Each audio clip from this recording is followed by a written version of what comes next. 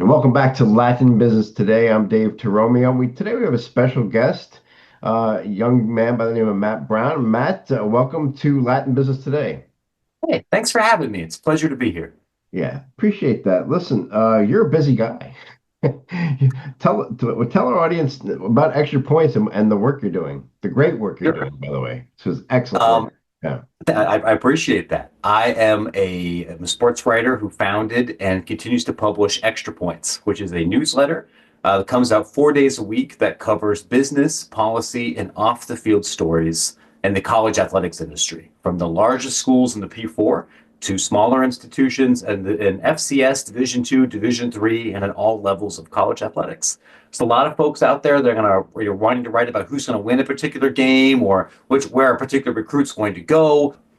Okay. Well, why don't you tell us a little bit more about you? It's an excellent publication, by the way. I really enjoy, and it's really needed and necessary.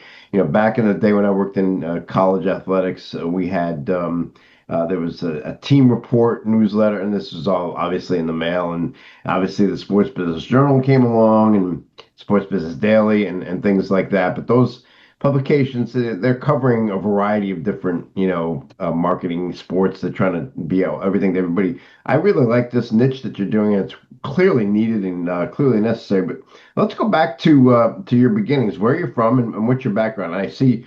Obviously, you went to the Ohio State University, so that's that's I, obviously I did, which I guess makes me something of like a class traitor, I guess, given that I write so much about smaller institutions. But yeah, I did go to Ohio State. I have I think, less traditional background in journalism, which has helped inform and shape the kind of work that I do.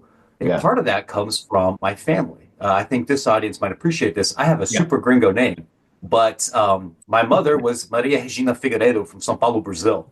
Okay. And she just married a white guy. So that's why my name's Matt Brown. But she came in and eventually became a professor of education herself. And so we were a household where we were talking a lot about education policy and about how things were connected. And we grew up in a college town. And so even though I grew up in Ohio, Yeah, where Ohio State football and high school football and football generally is kind of a civic religion, sure. we I think because of my mom, who learned English from watching the Cleveland Browns, so she learned all the swear words before she learned how to conjugate verbs. I think that kind of shaped how I looked at this space differently. I have a political science degree. I did elementary school teaching for a little while. I did political organizing. I did some corporate, back end work before becoming a reporter. And I think that multidisciplinary and holistic background, Mm, while maybe it kept me from getting a job at the Washington Post or something, I think it gave me a mm, chance to get exposed to enough different kind of other businesses or policies to help run and cover the particular beat that I'm on right now, especially mm. as an entrepreneur and not somebody that gets to work with a gigantic institution like an ESPN or the New York Times. Yeah, yeah. Very much appreciate that. I think that's a special thing. And there's actually going to be the first college football game in Brazil Yeah, that's right. that's scheduled now with NC State and Virginia. They'll be in Rio. My intention is to go to that. I don't know how many other American journalists are planning on making the trip, but I feel like I definitely have to go. Okay. Well, yeah, that would be really cool. And so tell us about how the extra points and how that started. And obviously you have a large following with that, with extra points. Yeah, the way that Extra Point started was I had been working for Vox Media, VOX, for 7, 8 years and had a great run there. But that company was going through some transitions, as most media companies do. And when the pandemic hit in 2020, they laid me off and laid off almost all of my coworkers. And Yeah. I hadn't been anticipating this. Right? If you work in media long enough, you're going to get laid off, especially nowadays. But I wasn't anticipating that to happen during a global economic pandemic, like, massive disruptive event. So I couldn't easily get a job at another paper or even in like PR or anything because nobody was hiring. Yeah. So Extra Points was really started in part out of desperation rather Mm, than like some thunderbolt of inspiration to be an entrepreneur. Because if I mm, didn't do this, it was go work at the grocery store, right? yeah, sure. It was go deliver for Amazon or something. Yeah. Um, I wanted to also do a newsletter rather than a blog or something else because one thing that was important to me as a businessman was that I didn't want to have to rely on programmatic advertising anymore, which is how Mm, so many other media outlets make their money. You try to chase as many page views as you can. You build Hmm. scale. You sell that data to Google for 8 cents a click or something, or 8 cents a page view, and you try to build things out that way. There's not going to be 800,000 people that want to read a story like I published today about how the academic progress rate is calculated and how that's changed in the transfer Hmm. portal world, or what's happening with UConn football or Wofford baseball or something. Hmm. But if I could get 40,000 people to read those stories and get 2,000 of them to pay for it, Yeah. I'd have a great business. And that's exactly what I've been doing, trying to kind of niche down, focus on a few very specific audiences and deliver something to them that they can't get anywhere else. Yeah. And then hope that they and those firms can directly support it. And I've been very fortunate that so far that's exactly what's happened. And we've been able to grow a nice business. Yes, you have. And congratulations on that. It's wonderful.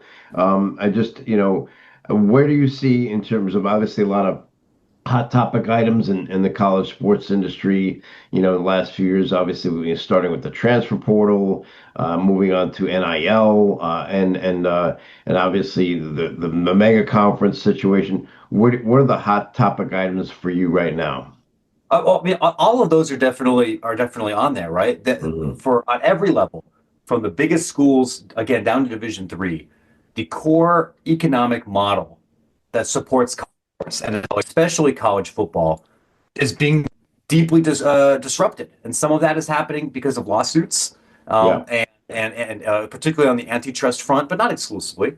But it's also happening at the small school level. I think what it's important for people to understand that American higher education is also changing significantly. Part of that is because states across the country are cutting the amount of money that they spend on their public institutions, which requires public schools to seek funding elsewhere. And America is going through significant demographic change. We're not producing as many as many college-bound high school graduates as we were a decade ago, 15 years ago. Yeah. So competition for students has become much more competitive and much more expensive. So Hmm. we're looking at big pressures on the top, where the Ohio States and Texases and Notre Dames of the world are wondering, should we go do our own thing? Should our guys be explicit employees? Should we collectively bargain? Should we just be baby NFL? And then we also have things at the bottom where some Division 3 schools are just trying to stay open, and they're Yeah. they're, they're facing other very significant challenges, and all of those things are kind of coming to a head at the same time, which makes this a very volatile world. It's very volatile. It's a great word for it, and obviously all the more importance for what you do, and obviously the journalism aspect of it, and obviously it's a listen. We don't know where this is going to be 3 to 5 years from now because when I was at the Football Foundation back in the '90s. I mean, we could see this coming. I actually said, there will be a day when the big conferences will say to the NCAA, you know what, we really don't need you. Why don't you manage the D2s and the D3s and the one double A's and yeah, that might be coming, but I think it's great to have a publication like yours that kind of explains things. And oh, by the way, I love the Cookie Man article. It was Thank on you. the BYU coaching situation. Yeah, it's Uh, silly. it was really good and very, but that's great. I mean, yeah, obviously you have a sense of humor, and obviously that's very helpful as well. We got to keep our sense of humor about us. So tell our audience, Matt, like how they can find you or where they can find you or how to sign Sure. up. Yeah, Yeah, you can find Extra Points at extrapointsmb.com. You can find me on Twitter, LinkedIn, Blue Sky. I'm on all those places. Matt Brown EP on Twitter, Matt Brown on Blue Sky. The newsletter is extrapointsmb.com. So whether you're just a fan, whether you're a student, whether you're somebody operating in this industry, I think that you'll find something useful on Extra Points. awesome. And before I let you go, I want to shout out to Gene Doris. Obviously, I run the Manhattanville University Sport Management Master's Program. Gene teaches for me. You've spoken to his class, which we appreciate you taking the time to do that. But also, there's some educational components here too, which we might be able to partner with going forward, and I'm hoping to do that as well. So, That would be great. We recognize that because this world is changing so much, yeah. there's opportunities to help not just the practitioners, but also folks that are teaching sports management that are trying to explain what's going on in this world, so the next generation of people that enter college athletics can maybe be a part of some of those solutions. That to me is the most gratifying thing that we do in this job.